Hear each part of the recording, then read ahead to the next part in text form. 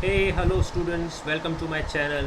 We will be going to start with a topic Organization of Commerce and Management. देखो students, अगर आपने Maharashtra state board के students हैं, Maharashtra state board के अगर आप स्टूडेंट्स हैं और आपने अपना करियर कॉमर्स में बनाने का सोचा है, आपने अपना स्ट्रीम कॉमर्स लिया है, तो कॉमर्स में आपको पता ही होगा सेक्रेटरियल प्रैक्टिस, अकाउंट्स, इकोनॉमिक्स के अलावा एक और सब्जेक्ट रहता है जो कि प्योरली थियोरेटिकल सब्जेक्ट है, that is organisation of commerce and management. हम ये टॉपिक स्टार्ट करेंगे आज से, ये सब्जेक्ट स्टार्ट करेंगे, ये पेपर स्टार्ट करेंगे मेरे क्लासेस में। ठीक है, आपको ज़्यादा इसके बारे में डिटेल में मुझे बताने की ज़रूरत नहीं है, आप कॉमर्स के स्टूडेंट्स हैं, आप लोगों को पता होगा। हम डिटेल में पढ़ेंगे सब चैप्टर्स के बारे में। सबसे पहले हम स्टार्ट करेंगे प्रिंसिपल्स ऑफ मैनेजमेंट। मैं फटाफट बता देता हूँ, प्रिंसिपल्स ऑफ मैनेजमेंट कंपलसरी आपको 7 मार्क्स के क्वेश्चंस आएंगे बोर्ड के एग्ज़ाम में, without option. With option 12 marks के क्वेश्चंस आपको मिलेंगे। ठीक है सर, ये क्या है, इसको ज़रा डिटेल में ये स्लाइड को समझाइए। तो ये जैसे जैसे हम आगे बढ़ेंगे और ठीक एग्ज़ाम के थोड़े दिन पहले आपको ये सारी चीज़ें अच्छे से डिटेल में समझ में आ जाएगी कि कौन से चैप्टर कितने वेटेज रखते हैं। फ़िलहाल इस चैप्टर का वेटेज कितना है, कंपलसरी आपको 7 मार्क्स, यानी आप ये चैप्टर को छोड़ नहीं सकते। इसमें 7 मार्क्स के क्वेश्चंस आते हैं, जिसमें से आपको, ठीक है, विथ ऑप्शन 12 मार्क्स के क्वेश्चन रहेंगे, विथ ऑप्शन। तो सर ये विदाउट ऑप्शन, विथ ऑप्शन ये क्या है, ये डिटेल में हम आगे समझेंगे। फ़िलहाल हम फोकस करेंगे चैप्टर में। चैप्टर का फर्स्ट चैप्टर क्या नाम है, प्रिंसिपल्स ऑफ मैनेजमेंट। देखिए, आपने मैनेजमेंट के बारे में ये आपने 11th के क्लास में ऑलरेडी पढ़ा हुआ है, क्योंकि उसमें आखिरी के चैप्टर्स में इस चैप्टर मैनेजमेंट टर्म का इंट्रोडक्शन दे चुका है। हमें फोकस करना है अब principles of management and functions of management, that is in chapter 2। हाँ, लेकिन हम थोड़ा सा फटाफट मैनेजमेंट का मतलब समझ लेते हैं कि what do we mean by term management. Management term को कई लोगों ने कई तरीके से डिफ़ाइन किया गया है। हर ऑर्थर ने, हर पर्सन ने मैनेजमेंट को अलग तरीके से डिफ़ाइन किया है ना। हेरलॉट कुम्स का एक डेफिनेशन है, हम उसको देखते हैं और आगे बढ़ते हैं। उन्होंने क्या बोला, मैनेजमेंट क्या है, सो उन्होंने कहा मैनेजमेंट एक आर्ट है, एक कला है ना। कला लोगों से, थ्रू एंड विद पीपल, लोगों से काम कराना और फॉर्मली ऑर्गेनाइज ग्रुप में काम कराना। फॉर्मली ऑर्गेनाइज ग्रुप कौन कौन से हो सकते हैं, business can be an example of formally organize group. आपका जो स्कूल है can be an example of formally organize group. एक partnership firm can be an example of formally organize group. इस हर ऑर्गेनाइजेशन का कोई ना कोई क्या रहता है, गोल्स होता है स्टूडेंट्स। वो गोल्स को अचीव करने के लिए लोग काम करते हैं, है ना। मैनेजमेंट का काम क्या होता है, मैनेजमेंट का काम होता है या मैनेजर का क्या काम होता है, लोगों से इस तरह से काम कराना कि वो गोल्स अचीव हो जाए। ठीक है, और लोगों का ध्यान रख के भी काम कराना, लोगों के लिए सोचना। ऐसा नहीं है कि बस वो उनसे काम ही कराया जा रहे है ना। वो डिटेल में आपने 11th क्लास में तो पढ़ ही लिया है मैनेजमेंट का मतलब क्या होता है। हमारा फोकस आज क्या है, हमारा फोकस है प्रिंसिपल्स ऑफ मैनेजमेंट को समझना। तो सबसे पहले अपन एक टर्म समझते हैं कि ये प्रिंसिपल्स क्या होते हैं, है ना। प्रिंसिपल्स तो आपने हर जगह पढ़ा है, इकोनॉमिक्स में प्रिंसिपल्स होते हैं, अकाउंटिंग प्रिंसिपल्स होते हैं, है ना। प्रिंसिपल का मतलब क्या होता है, तो प्रिंसिपल का मतलब यहाँ पे बताया गया है, it's a basic generalisation that is accepted as true. मैं आपको इसका एक सिंपल एग्जांपल देता हूँ। जैसे ही, है ना, छोटे बच्चे होते हैं, छोटे बच्चों को हम क्या सिखाते हैं, ऑनेस्ट रहो। ऑनेस्ट रहने से क्या होगा, आप कभी प्रॉब्लम में नहीं। एक बेसिक जनरलाइजेशन हमने उसको एक्सेप्ट कर लिया कि वो सही है, कि बीइंग ऑनेस्ट, है ना, झूठ मत बोलो, है ना, ऑनेस्ट रहो। ठीक है, honesty is the best policy. तो ये सारी चीज़ें हमने क्या किया, एक बेसिक जनरलाइजेशन, एक बेसिक हमने समझ लिया, हमारी, है ना, एक्सपीरियंस से हमने समझा, हम किसी ने सिखाया लेकिन हमने समझ लिया कि ये भैया ये सही है। वैसे प्रिंसिपल्स ऑफ मैनेजमेंट में प्रिंसिपल्स क्या है, एक बेसिक जनरलाइजेशन है जो एक्सेप्ट कर लिया गया है कि ट्रू है ना, और उसका इस्तेमाल किया जा सकता है कोई चीज़ को समझने में, कोई काम करने में। अब आप कोई काम करेंगे तो आप कैसे करेंगे, ऑनेस्टली करेंगे। आप, है ना, आपसे कोई कुछ पूछेगा, आप उसको झूठ नहीं बोलेंगे, क्योंकि आपको मालूम है दैट इज़, है ना, that is good, it is for good, है ना, इससे किसी का बुरा नहीं होगा। ऐसी प्रिंसिपल्स हैं, है ना। मैनेजमेंट के प्रिंसिपल्स को मान लिया गया कि हाँ, है ना, जैसे अभी अपन पढ़ेंगे प्रिंसिपल्स के नेचर, उसमें और डिटेल में आपको समझेगा। So principles are general rules. Principles क्या एक जनरल रूल्स है जो कोई भी सिचुएशन में, कंडीशन में अप्लाई करेंगे और आपको रिजल्ट अचीव हो जाएगा। बेसिकली ये मैनेजर्स के लिए क्या होते हैं, प्रिंसिपल्स ऑफ मैनेजमेंट मैनेजर्स के लिए गाइडलाइंस होते हैं, वो गाइड करते हैं मैनेजर्स को डिसीजंस लेने में, ठीक है। जनरलाइजेशन का मतलब क्या होता है, सर टेकिंग वन और few facts and making a broader more universal statement, ठीक है। तो जैसे हमने बोला honesty is the best policy, तो वो एक स्टेटमेंट को हमने ट्रू मान लिया, जनरलाइज कर लिया, हर जगह honesty is the best policy apply हो जाता है।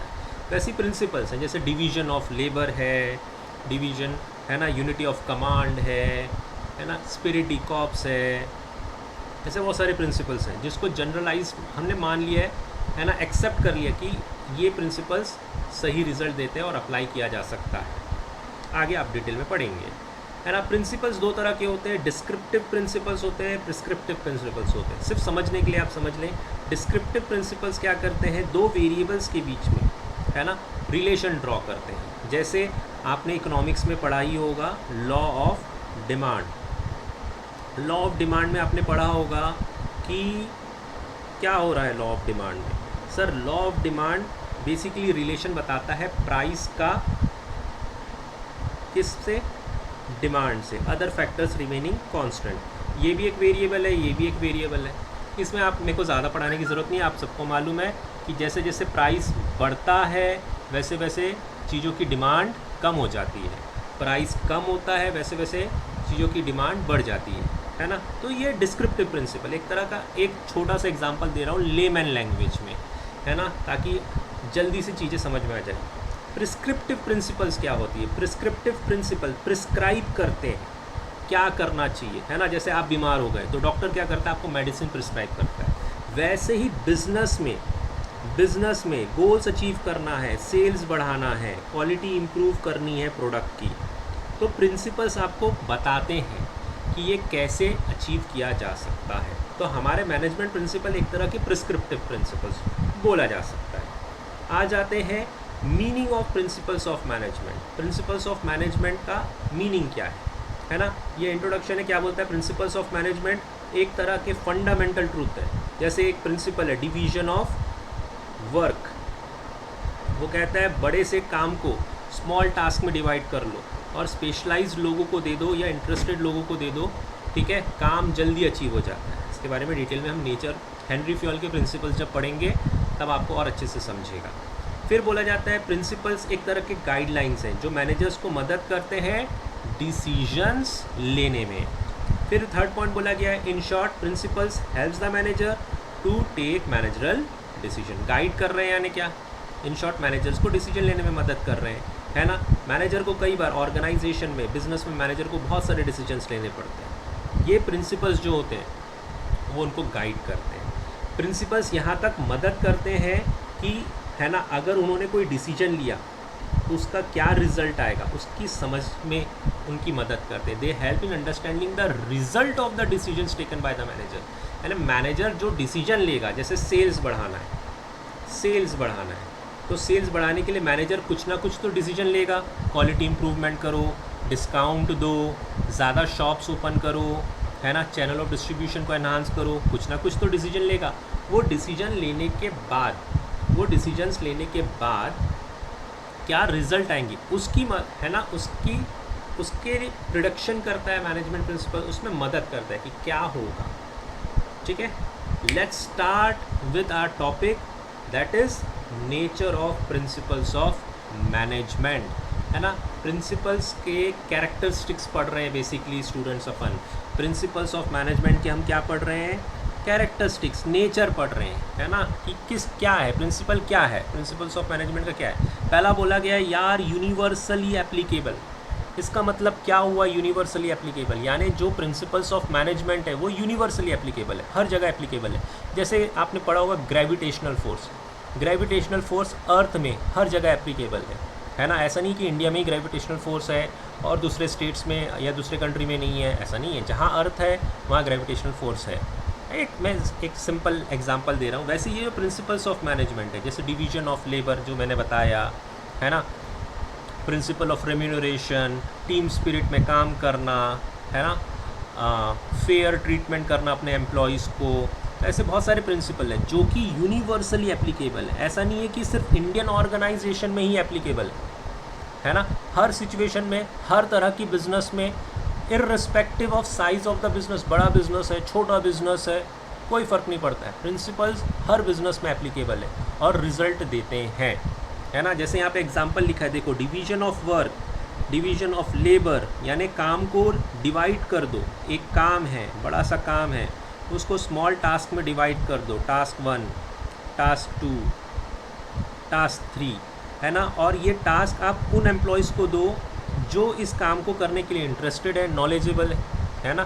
तो ये बोला गया division of labour can be applied to all the organisation. जैसे आपने देखा होगा बड़े बड़े ऑर्गेनाइजेशन में मार्केटिंग डिपार्टमेंट होता है, ठीक है, फाइनेंस डिपार्टमेंट होता है, ठीक है, ह्यूमन रिसोर्स डिपार्टमेंट होता है।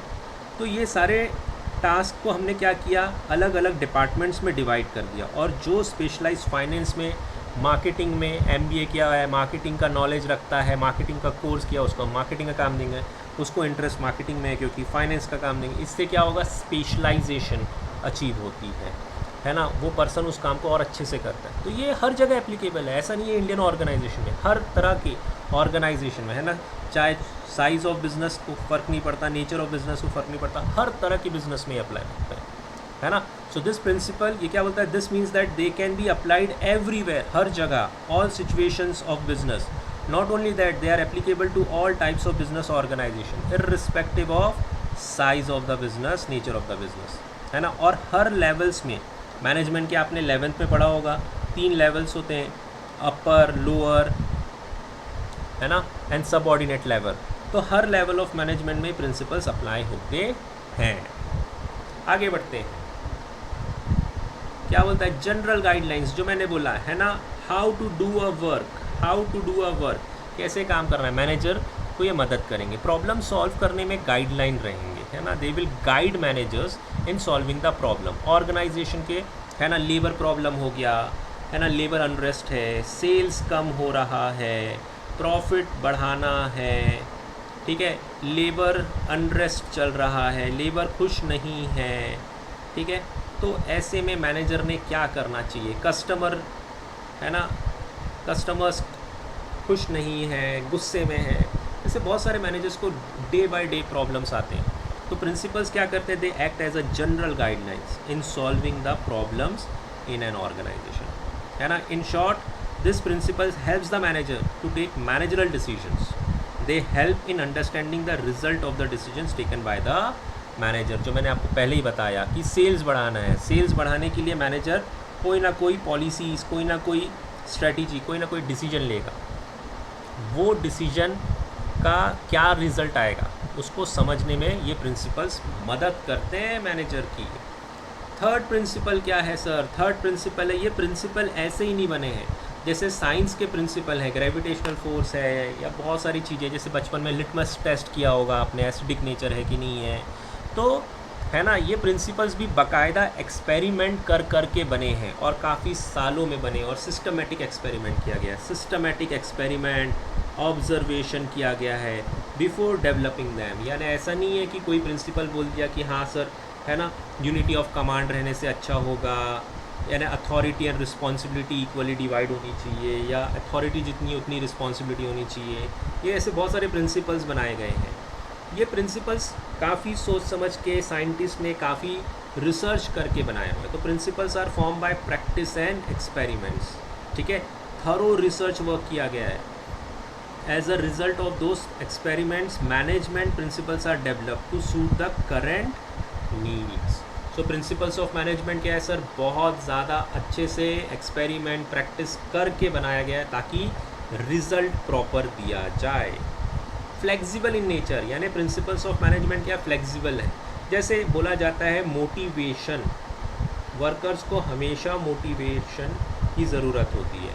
अब ये जो मोटिवेशन होता है पॉजिटिव भी हो सकता है, नेगेटिव भी हो सकता है। इसका क्या मतलब सर, देखो, वर्कर को अगर पॉजिटिव मोटिवेट करना है तो उसको आप बेनिफिट्स दो, है ना, बोनस दो। लेकिन अगर वर्कर पॉजिटिव मोटिवेशन से काम नहीं कर पा रहा है तो उसको थोड़ा सा नेगेटिव मोटिवेशन भी देना पड़ता है सिचुएशन के अकॉर्डिंगली, यानी ट्रांसफ़र कर देंगे आपका अगर आपने काम नहीं किया, है ना। आप जॉब से भी जा सकते हैं, ले ऑफ में आप जा सकते हैं, जॉब जा सकती है आपकी। इस तरह से नेगेटिव मोटिवेशन देना पड़ता है। तो मोटिवेशन तो देना है ना, बट आपको फ्लेक्सिबिलिटी है, आप कैसे मोटिवेट करोगे ये आपके ऊपर है। यानी प्रिंसिपल एक तरह से रिजिड नहीं है, वो फ्लेक्सिबल है, वो सिचुएशन के अकॉर्डिंगली, है ना, बिजनेस सिचुएशन के अकॉर्डिंगली मॉडिफाई और बदला भी जा सकता है। यानी it means they can be changed और modified according to the situation. Managers can bend this principle, bend यानी चेंज कर सकते हैं, ठीक है, सिचुएशन के अकॉर्डिंगली। और आपको तो मालूम है बिजनेस में, है ना, सिचुएशन रोज़ कंटिन्यूसली डायनामिक सिचुएशन होता है ना, डायनामिक इन्वायरमेंट होता है बिजनेस में, सिचुएशन हमेशा बदलती रहती है। कंज्यूमर्स की डिमांड चेंज हो सकती है ना, लेबर्स का डिमांड चेंज हो सकता है, सप्लायर्स, ठीक है, रॉ मटेरियल, ये सारी चीज़ें सिचुएशन बदल सकती है। कभी भी कोई भी दो सर्कमस्टेंसेस सेम नहीं होते हैं। तो प्रिंसिपल्स हमेशा कहते हैं कि आप मॉडिफाई करो, है ना, फ्लेक्सिबल रहो, आप चीज़ों को मॉडिफाई करके अप्लाई करो। जैसे यहाँ पे लिखा हुआ एक प्रिंसिपल है, principle of centralisation. Principle of centralisation ये कहता है कि अगर आपकी स्मॉल ऑर्गेनाइजेशन है, अगर आपकी बहुत स्मॉल ऑर्गेनाइजेशन है, तो सारा पावर, डिसीजन लेने का पावर आप अपने पास रखो। लेकिन जैसे ही आपकी ऑर्गेनाइजेशन बहुत बड़ी हो जाती है तो पावर्स को क्या कर दो, डिस्ट्रीब्यूट कर दो, क्योंकि खुद इतना सारा काम अकेले आप नहीं कर पाओगे। तो वो सिचुएशन के अकॉर्डिंगली सेंट्रलाइज रखना है या डिसेंट्रलाइज करना है ना। अथॉरिटी है ना, डिसीजन लेने की अथॉरिटी, वो सिचुएशन के अकॉर्डिंगली चेंज होता है। स्मॉल है तो खुद अपने पास रखो पावर, डिसीजन खुद लो। बड़ी ऑर्गेनाइजेशन हो गई है तो पावर को डिस्ट्रीब्यूट कर दो, यानी डिसेंट्रलाइजेशन करो। तो प्रिंसिपल हमेशा बोलता है फ्लेक्सिबल रहो। फिफ्थ क्या कहता है guys principle? Principles, management principles aimed at influencing human behaviour. देखिए ये प्रिंसिपल्स जो है ना, जितने भी मैनेजमेंट के प्रिंसिपल्स हैं, हमने क्या बोला, मैनेजमेंट का एक काम है लोगों से अच्छे से काम कराना और गोल्स अचीव कराना। तो ये प्रिंसिपल्स जो होते हैं ना, वो हमेशा लोगों को, ग्रुप को, एम्प्लॉयज़ के ग्रुप को पॉजिटिव इन्फ्लुएंस करते हैं ताकि वो मोटिवेट रहे और अच्छे से काम करें। जैसे यहाँ पे देखो principle of discipline. Principle of discipline क्या कहता है कि वर्कर्स ने, है ना, रूल्स एंड रेगुलेशंस ऑर्गेनाइजेशन के फॉलो करने चाहिए, ठीक है। इससे क्या होगा, एम्प्लॉयज़ की कमिटमेंट टुवर्ड्स ऑर्गेनाइजेशन बढ़ेगी, एम्प्लॉयज़ प्रॉपर काम कर पाएंगे। वैसे ही spirit de corps, team spirit में काम करना, है ना, ये सब एम्प्लॉयज़ के बिहेवियर को क्या कर रहा है, इन्फ्लुएंस कर रहा है। और अल्टीमेटली ऑर्गेनाइजेशन के गोल्स अचीव कौन करेगा, ऑर्गेनाइजेशन के लोग। सो मैनेजमेंट एक तरह से क्या है, ये हमें मालूम है, management is a group activity, यानी ढेर सारे लोग रहते होंगे, दो से एक से तो ज़्यादा ही रहते होंगे। Management aims at achieving certain goals through group of human beings. So principle इस तरह से डिज़ाइन करे गए हैं, ठीक है, कि वो पॉजिटिव इन्फ्लुएंस करते हैं, पॉजिटिव डायरेक्शन देते हैं लोगों को, ताकि ऑर्गेनाइजेशन के गोल्स अचीव किए जा सकें, ठीक है। 7th, cause and effect relationship. Sir cause and effect relationship क्या मतलब हुआ है? प्रिंसिपल्स ऑफ मैनेजमेंट एक तरह से डिसीजन लेने के लिए बेस बना के रखा हुआ है। जैसे एक एग्जांपल देखिए ना, वर्कर क्यों काम करता है? वर्कर काम करता है सर ताकि उसको अच्छी सैलरी मिल सके। सो पेमेंट ऑफ गुड वेजेस, अब इसका ये कॉज है ना। अगर आप अच्छा वेजेस दोगे, वर्कर मोटिवेट रहेगा, खुश रहेगा और ज़्यादा उसका आउटपुट, प्रोडक्टिविटी बढ़ेगी। वैसी अच्छी एडवर्टीज़मेंट करेंगे तो ज़्यादा सेल्स होगा प्रोडक्ट का। तो प्रिंसिपल्स आपको कॉज एंड इफ़ेक्ट रिलेशनशिप बताते हैं कि सर, ठीक है, कि आपने ऐसा करना चाहिए, ये कॉज होगा तो इसका ये इफ़ेक्ट होगा, आपने ये डिसीजन लिया तो इसका ये आउटकम होगा। So basically they determine the cause और reason for a particular effect. ये मैनेजर्स को हेल्प करते हैं। और लास्ट नेचर जो है प्रिंसिपल का है, वो ये कहते हैं कि सारे प्रिंसिपल्स, जैसे अभी आप पढ़ने वाले हेनरी फ्योल के 14 प्रिंसिपल्स ऑफ मैनेजमेंट, ये दिया था हेनरी फ्योल ने फॉर एग्जांपल। तो हेनरी फ्योल के जो 14 प्रिंसिपल्स हैं मैनेजमेंट के, है ना, ये सारे के सारे इक्वली इम्पॉर्टेंट हैं। ऐसा नहीं है जैसे अभी आपने यहाँ पे देखा कि सर एक है प्रिंसिपल ऑफ डिसिप्लिन, एक है principle of spirit de cops, है ना, एक है प्रिंसिपल ऑफ अथॉरिटी रिस्पॉन्सिबिलिटी। ऐसे बहुत सारे 14 प्रिंसिपल्स हैं, इसमें से सर बेस्ट कौन से 3 है वो बता दो, वो अप्लाई कर लेंगे। ऐसा नहीं होता है। क्या बोला गया है? सारे प्रिंसिपल्स मैनेजमेंट के इक्वली इम्पॉर्टेंट है और इन्हें प्रैक्टिस करना है simultaneously to get a perfect result, है ना। कोई भी प्रिंसिपल किसी ज़्यादा इम्पॉर्टेंट है ऐसा नहीं है ना।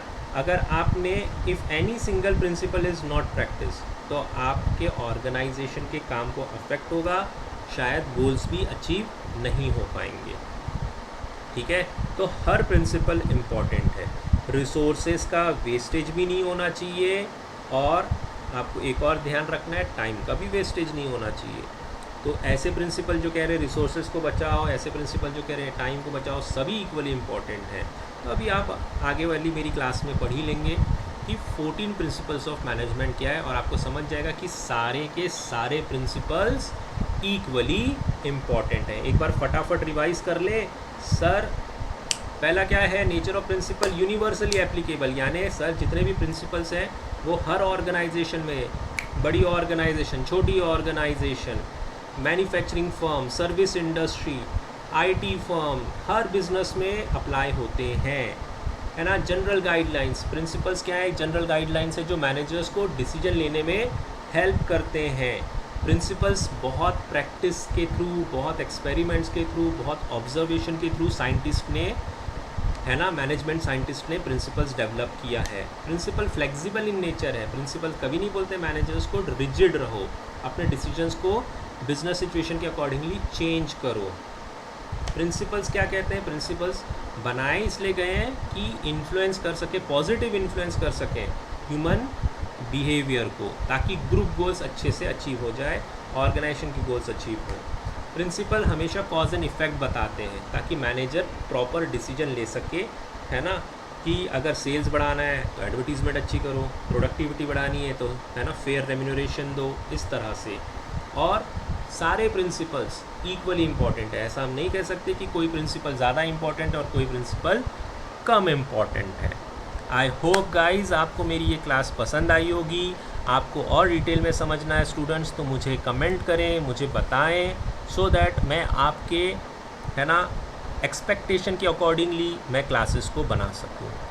I hope you like my class. Please subscribe my channel and like my video and share with your friends.